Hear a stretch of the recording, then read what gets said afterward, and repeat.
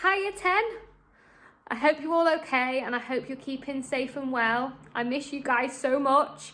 I wish we were in the classroom now, just getting on with this coursework and enjoying it and doing it all together with all the materials that we have to hand there. But that can't be the case. So we're going to make this work and we're going to make it work from home. And I wanted to do the video so that we can go through this PowerPoint that I'm about to put on the VLE together. You can hear my voice again, which will be nice for you guys to get some guidance on where we're heading and the sorts of things that I'm going to be asking you to do over the coming weeks. Thank you for those of you who have sent work in from what has already been set. It is really important that we do try our best to keep up with what's been set already, because if we don't, you are going to be a little bit behind where you should be when we get back. Obviously, the exam board is going to know that we're in the situation we're in, and they will be a little bit more lenient, you would expect, but just wanted to stress that what the work that I am setting you and what Mr. Boland has set you before I did, all of that will be going towards your coursework, and that does count towards 60% of your grade. So it is important that you are being independent and you are thinking about making sure that you do that work that's been set, because if you don't, like I say, we're going to get back to school and you're going to find yourself in a tricky situation. Okay, so what's been set so far is a lot of drawing. The studies that are going to go onto your prep boards that we prepped before the holidays, before the lockdown. So I want to make sure that you guys are doing that if you haven't sent me work. From what I've seen and the people that have sent me stuff, I'm super impressed with what you've produced. I know it isn't easy. I don't know everybody's situation from home. I know personally that trying to be creative during this time has been tricky, and having the motivation and also not having me there to kind of point you in the right direction or help you make improvements probably has been difficult. And without step-by-step demonstrations and things like that, I do recognise that that is going to be difficult. But with that being said, what I have seen, I have no problems with, and I am really, really happy with those students for doing that. So well done to you. If I haven't seen work from you from the past few months, it is really important that I do see what you've been doing. So if you could email me, ojones@tarpleyhigh.co.uk, as soon as you possibly can. And then as soon as I've got that work, I can then give you some feedback on it. I've also asked those people that I have had work from, if I can see a photograph of your prep board if you've got it at home, and all the work that you've got so far for the Enchanted Waters project all set out together as a picture. It will really help me to see the kind of body of work that you've got for that project so far, so I can see how I can give you some feedback going forward and what other directions I can push you in, or what different medias you might want to use next on some of the studies, if you've got enough so far, which areas you can improve upon. Okay, so that would be really, really helpful to me if I could see a picture of that together. I don't know either what materials you guys have at home, and I'm guessing there's going to be a bit of disparity between people that have loads and other people who don't have a lot of materials at home, which is why when I'm thinking of things to set you, I'm trying to do it as fairly as I possibly can so that everybody can access it at home.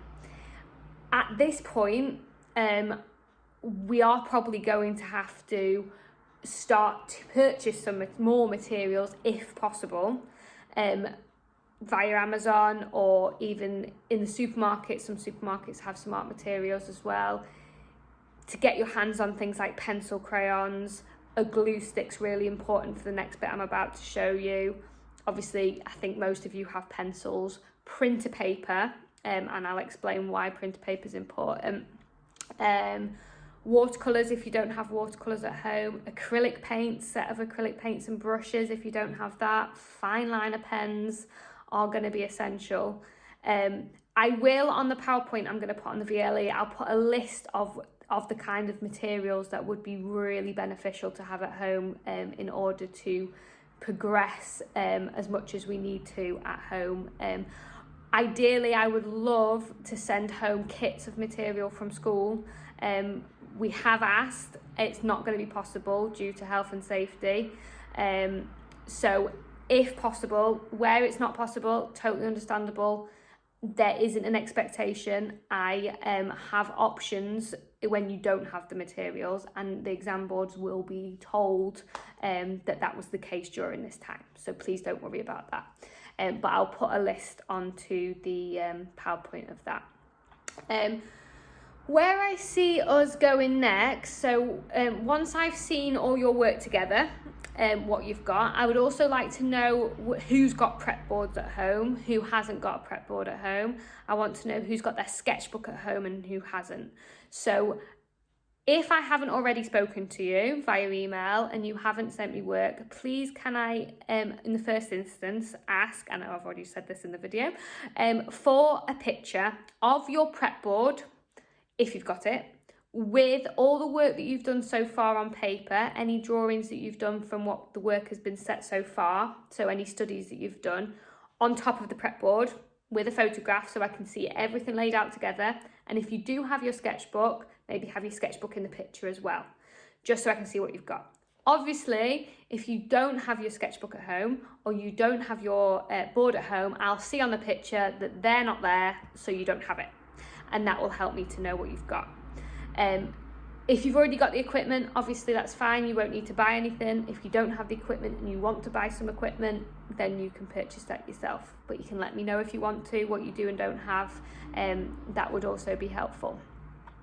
So that will help me to know where you're up to, and as a group, kind of who maybe has fallen behind a bit over this time due to circumstance, and who has kind of not been affected by this as much and has still been able to make really good progress by learning from home. And that's fine. Either way, we're good. We will have a look at it, but I can't guess. So that's why I'm asking to see evidence of it, so that I can give you advice on going forward and how best to do that. So this week, so it's Tuesday today, for the rest of the week, the PowerPoint that I'm going to put with this video is a PowerPoint all about coral. So we've just done our sea creatures drawings and studies, which are going to be used alongside our other studies that we've done of the coral, using as a pair, but we're just having a look now at the coral. We are going to be working towards, over the next few weeks as a group, on starting to create and make bits for the costume we're going to put together. So the costume is going to require a glue gun to put the pieces together on the mannequins, which are also at school, and on the bases that we're going to make at school as well.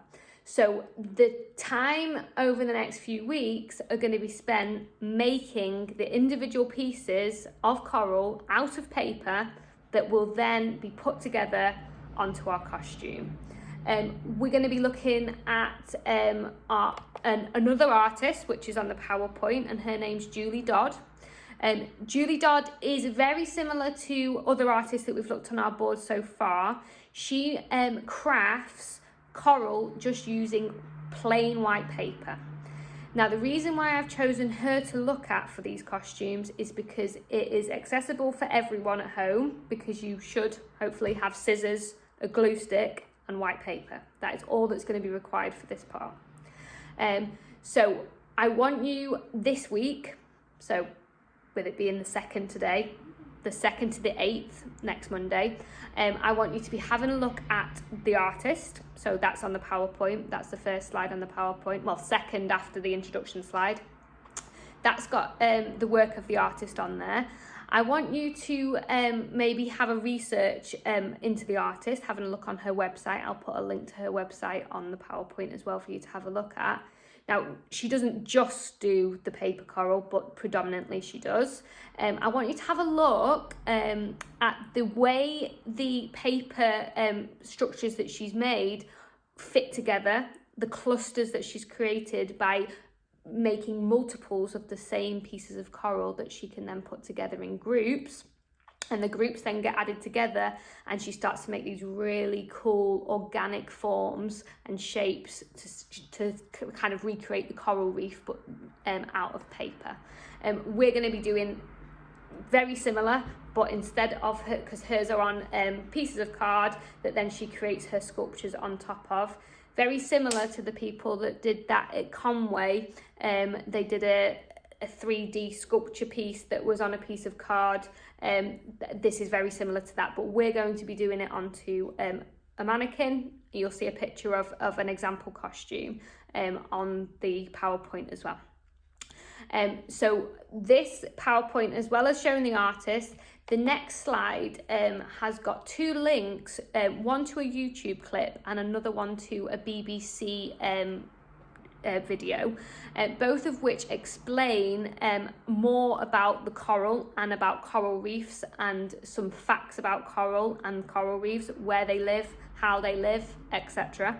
And the reason we are looking at these videos prior to starting to make the bits for our costume is because for our art and for the GCSE, we need to have what we call contextual underpinning to the work that we do.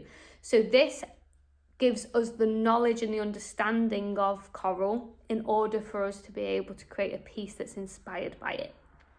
So what I'd like you to do, and what I'll write on the PowerPoint, is to make some notes from these videos of the facts that you learn from the videos. We're then going to use those notes that you put together from these videos onto your prep board, along with other writing that we're going to put together, which are more in relation to the artists that we've looked at and into relation to your own drawings, so the reflections on your own drawings. But we do need these facts as well about the coral.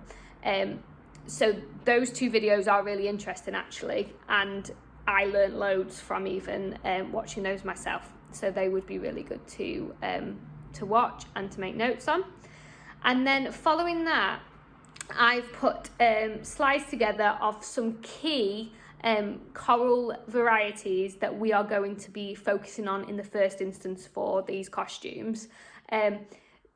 Below the pictures of the coral is some key information about that particular breed of coral. I would like you to have a read of that and also do some additional research about that type of coral that you can add then to the notes that you've made from the videos. If you look in the corner of each slide, there is a blue piece of paper that has white models of some of the coral that I have made that run alongside the pictures. So they're the coral samples that I have made in response to those pictures. And they're the examples of what I'm going to be showing you on the 8th, next Monday. I'm going to do a video of how to make each piece. And then you can then start to make your own pieces of coral that will then get put onto your costume. So going through each slide, it will show you a new kind of coral and the way I have created that piece of coral using paper. And it's just paper and a glue stick that has been used for each one. Now, on their own, each a coral sample that I have made, they don't look as exciting or as dramatic as what they would do as groups. So as you will notice on the pictures of coral, when they are a family and all grow and live together, that's when they have impact. And if you have a look at Julie Dodd's work, again, the same can be said for her work. All her pieces are in groups and clusters and are together, which is going to require a lot of man hours of making lots of bits of coral that get put together. So be aware, on the 8th, that's to come. You are going to be making lots of things. So yeah, as you go through that PowerPoint, you'll be looking at pictures of coral, you'll be looking at the facts about coral, and you'll be looking at my response to that coral, which I will teach you next week. But for this week, I want you to familiarise yourself with these breeds of coral, get the facts, write down your knowledge. Any extra research that you do around these coral will be beneficial to your writing and your contextual underpinning and understanding of what our subject is, as well as looking at our artist and the videos. that should, for this week, allow you to start thinking in more depth about this subject and this topic in order for us to be ready and prepared for the following week where you'll start to make. So I want you to be prepared for next Monday, the 8th, with some paper and a glue stick. So if you haven't got paper and a glue stick and some scissors, those 3 things are going to be crucial for the coming weeks for you to be able to make these costumes, or make the bits for these costumes to the best of your ability. I know I've probably rambled. This is my first video. If anybody's got any feedback on videos, please let me know, because I'm no expert. Next week's video is going to be more modelling and more demonstration rather than me just talking at you like I have done with this one. So that will probably be a bit more interesting. But just to reiterate, I know I'm probably going back on myself, but I've got to be sure that I've covered everything. The importance of seeing work from everyone. If I haven't seen work from everyone, I will have to be making some contact with home, only to kind of make sure you're all right for a start, and just make sure you're okay with everything and that you're not struggling with anything or that materials are a problem.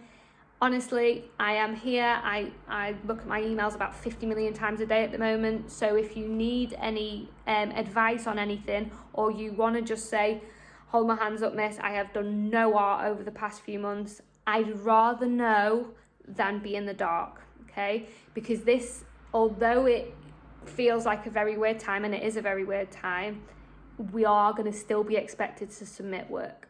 So it's really important I know where we're all up to. So if you could send me work if you haven't already, I would really appreciate it. It's for you, obviously, not for me, not for my GCSE. I really want this to work for you guys, and I can then give you some feedback. I want to know what materials you've got at home. I want to see whether you've got your sketchbook and whether you've got your board, so that after we've made bits for the costume, I can then decide whether I'm able to set work that has acrylic paints. I'm able to set work on your boards, so I know who's got boards and who hasn't. And for the ones that haven't got boards, I can set work that they can access, because I'm just guessing at the moment what people have and haven't got.